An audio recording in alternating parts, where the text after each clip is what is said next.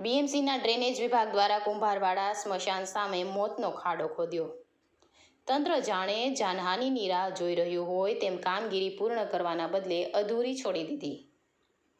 ભાવનગર શહેરના કુંભારવાડા વિસ્તારમાં આવેલ સ્મશાન સામે બીએમસીના ડ્રેનેજ વિભાગ દ્વારા કોઈ કામગીરી મોટો ખાડો ખોદવામાં આવ્યો છે, પરંતુ આ ખાડો ખોદ્યા બાદ તંત્ર કામગીરી કરવાનું ભૂલી ગયું હોય તેમ છેલ્લા 8 દિવસથી ખાડો ખોદીને ફરાર થઈ ગયેલ તંત્રને શોધવા સ્થાનિકો આકાશ પાતાળ એક કરી રહ્યા છે, પરંતુ તંત્ર જાણે આ ખાડા થકી મોટી જાનહાનિ સર્જાવાની પ્રતીક્ષામાં હોય તેવું લાગી રહ્યું છે।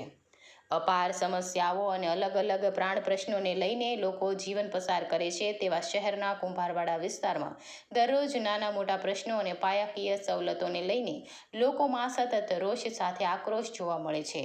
લોકોનો ગુસ્સો પણ સહજ છે અને તંત્ર દ્વારા દરેક બાબતને લઈને કુંભારવાડા વિસ્તાર સાથે અન્યાય કરવામાં આવતો હોય આ બાબતને લઈને લોકોમાં ભારે નારાજગી પ્રવર્તી છે।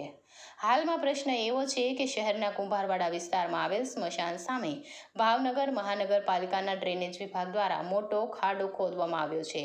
આ ખાડામાં શું કામગીરી કરવાની છે, શા માટે ખાડો ખોદવામાં આવ્યો છે તે અંગે સ્થાનિક જનતા પાસે કોઈ જ માહિતી નથી।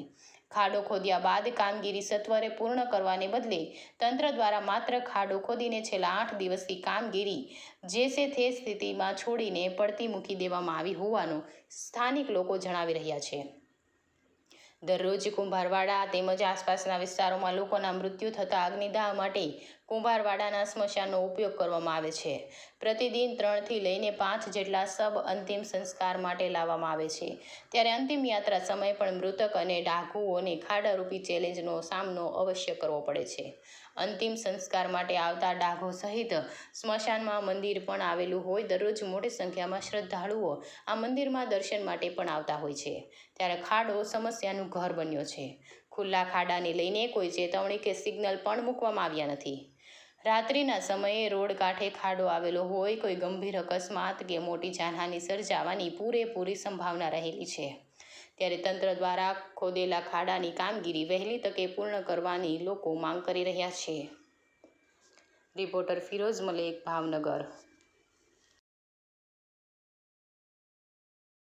ચંબા ચતુરભાઈ પરમાર। કઈ જગ્યા રહેવાનું ને આજે શું બનાવ્યું? છેલ્લા 15 દિવસથી ગટર લાઈન ખોદી છે અને જે કોઈ હરકું કરવા આવતું નથી। સ્મશાન યાત્રામાં મુશ્કેલી પડે છે। આ જે એરપેટ છે એ પડવાની શક્યતામાં છે। અત્યારે સ્લેબ પડ્યો અને કેટલા વાગે પડ્યો ને ક્યારે પડ્યો? હજી 10 મિનિટ પહેલા પડ્યો છે। મેન લાઈન તૂટી ગઈ છે, પાણીની લાઈન તૂટી ગઈ છે। કેટલા દિવસથી કામ ચાલુ હજી હાલે મોજા લઈને પાણી કાઢવાનું શરૂ કર્યું હતું, પણ જેટલું પાણી નીકળ્યું એટલું કાઢી નાખ્યું હતું।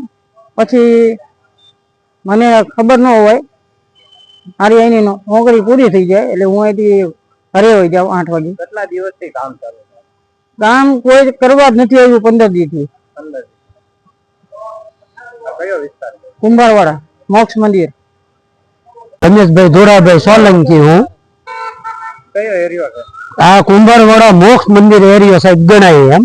છેલ્લા 1.5 મહિનાથી એટલી બધી પરિસ્થિતિ નબળી છે અહીંયા કે જે અર્થી લોકો જે લઈને આવતા હોય જે આની અંદર એમ તો ત્યાં હાલવાની પણ જગ્યા નથી ને અત્યારે લગભગ હમણાં 10, 15, 20 મિનિટ પહેલા આખો રોડ જે એરિયો તૂટી ગયેલ છે એની અંદર એક દાદા જે એરિયા એ લારી લઈને હાલ્યા આવતા હતા। ખરેખર દાદાનો એવો માતાજીની કૃપાથી એનો બચાવ થયો છે કે લારી અને સામાનથી બચી ગયા છે દાદા। તો હવે તંત્ર આ લોકો કેદી કામ પૂરું કરશે અને હવે આનું આ કેદી હરખ્યું થાય છે? 1.5 મહિનો થયો છે આમાં। અંદર અર્થી લઈને આવવામાં તકલીફ છે અને જવા આવવામાં પણ બહુ હાનિકારક પડે। હવે આની માલપા કોઈ મોટી હાનાકારી થાય તો આનો જવાબદાર સાહેબ કોણ એમ હું કહેવા માંગુ છું। મીડિયાના મોક્ષ મંદિરની અંદર સ્મશાન યાત્રા કરવા આવી, અત્યારે પેલા ખુલ્લો ખાતો હતો, અત્યારે આંકડો ખાતો થઈ ગયો। હા, એટલે હલાઈ અત્યારે તો બધું પડી ગયું છે, હવે હલાઈ એવી પોઝિશન જ નથી સાહેબ એમ। એટલે આપ થોડી કૃપા કરો મીડિયા દ્વારા અને વહેલાસર કામ પૂરું થાય। જો આમાં કઈ હાનાકારી થાય છે તો જવાબદાર આનો કોણ સાહેબ એમ એવું અમે કહેવા માંગીએ છીએ। વહેલા કામ પૂરું થાય એમ, બીજા લોકોને તકલીફ ન પડે એમ।